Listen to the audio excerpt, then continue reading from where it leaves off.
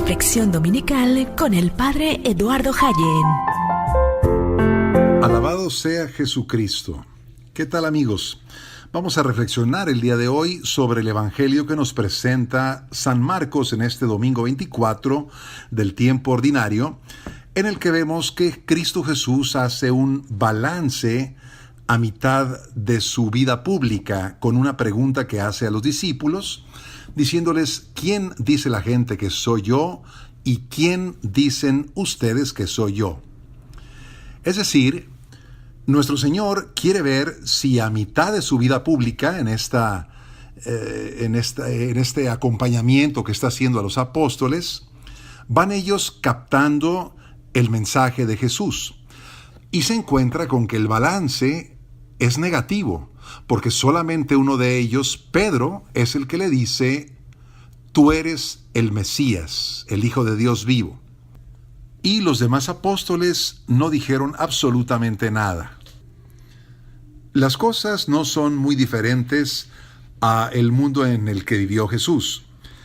Muchas personas piensan de Jesucristo, incluso estoy hablando de personas católicas, piensan que Jesucristo fue el fundador de una religión como cualquier otra.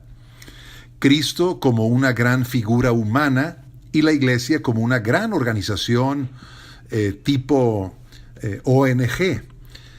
Pero cuando alguien se atreve a decir que Jesucristo es Dios y que la Iglesia es el cuerpo místico de Cristo, prepárese esa persona porque van a empezar a lloverle pedradas por todas partes. San Cipriano, por ejemplo, en el siglo III, el obispo Cipriano sufrió la persecución del emperador Decio, emperador romano, que quería acabar con los obispos y destruir también todos los libros sagrados que encontrara. Quería que renegaran del cristianismo y muchos cristianos adoraron a los ídolos por el temor a la muerte. Cipriano, oculto, él escribió una serie de cartas para animar a los cristianos a no renegar de su fe, a confesar que Jesucristo estaba vivo y que era el Mesías esperado. San Cipriano no se cansó de confesar a Jesucristo como su Dios y Señor. ¿Cuál es la preocupación de Jesús? No es tanto la actitud del mundo hacia los cristianos, porque el mismo Señor anunció que habría persecución en la iglesia, ¿no? Si a mí me persiguieron, a ustedes también los perseguirán, dijo Jesús. Lo que preocupaba realmente a Jesús era que la sal no perdiera su sabor. Es decir, dijo el Señor: ustedes son la sal de la tierra y ustedes son la luz del mundo. Si la sal pierde su sabor, no va a servir sino para que la pise la gente en la calle. Esto preocupaba a Jesús, que los discípulos dejaran de ser testigos de la fe.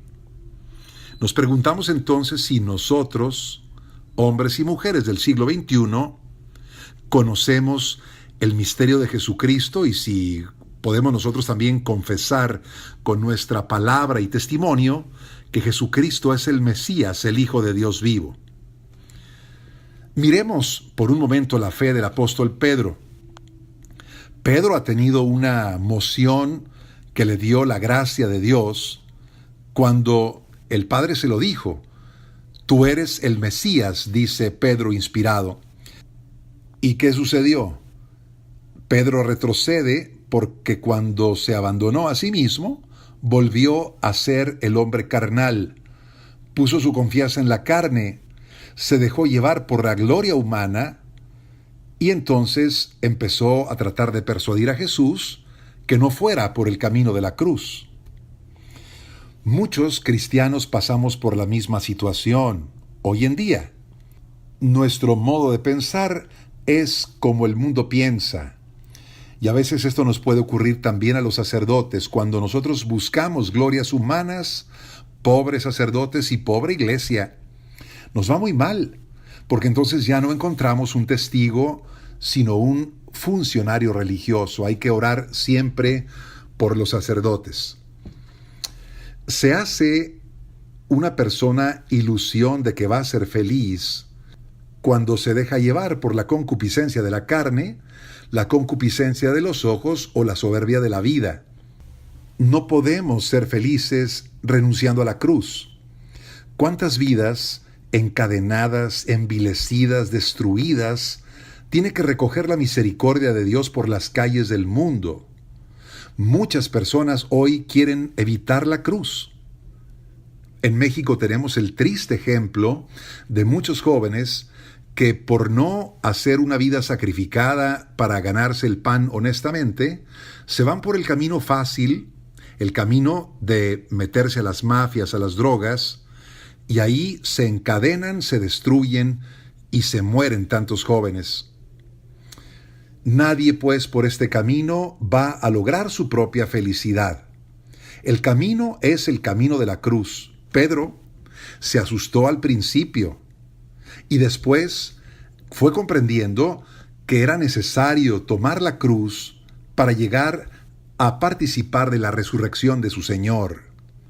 Y se dio cuenta que Jesucristo había sido la persona más humillada de la historia. Satanás estaba oculto en la pasión de Cristo y quería reducir a Jesús a un gusano. Escupitajos, bofetadas, burlas, corona de espinas. Nadie sufrió humillaciones más grandes, pero nadie tuvo una gloria tan enorme como la de Cristo Jesús. Por eso, todas las derrotas de Dios y de la Iglesia son aparentes. Están preparando en realidad espléndidas victorias.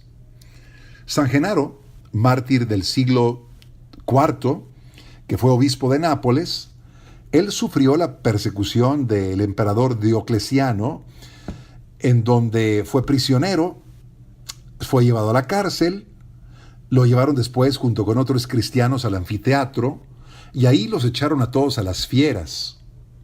Las fieras no los tocaron curiosamente o milagrosamente. Sin embargo, la multitud empezó a gritar que les cortaran la cabeza a estos cristianos, y así fue. Los decapitaron a todos. Alguien recogió la sangre de San Genaro, la conservó, y hoy esa sangre se conserva en la Catedral de Nápoles, en donde cada 19 de septiembre, en que se celebra la fiesta del santo patrono, San Genaro, esta sangre se hace líquida. Tiene una fama universal este milagro que todos los años ocurre en Nápoles. Desde hace 400 años, nadie se puede explicar cómo es que el sacerdote que expone en el altar una ampolleta del tamaño de una pera que contiene la sangre sólida de San Genaro, la coloca frente a la urna que tiene la cabeza del santo. Todo el pueblo empieza a rezar y de un momento a otro la sangre que estaba sólida y negruzca se vuelve líquida y rojiza. Crece de tamaño dentro de la vasija de vidrio en donde está. Y el pueblo pues estalla en alegría, en cánticos por el milagro de San Genaro. Es decir, esto es un signo que nos permite ver que el camino para la resurrección pasa por el camino de la cruz, del martirio de todos los días. El levantarse a trabajar a las 4 o 5 de la mañana, o el perder el empleo, o el tener una enfermedad. Es decir, las cruces las vamos encontrando pequeñas, medianas, grandes. Los santos padres de la Iglesia afirman que la cruz es el árbol de la vida. Abracemos nuestra propia cruz, porque solamente de esta manera podremos realizar nuestra propia existencia. Solo cuando estamos crucificados podemos decir que somos verdaderos cristianos. Que Dios te bendiga y que tengas una hermosa semana llena de la alegría del Señor.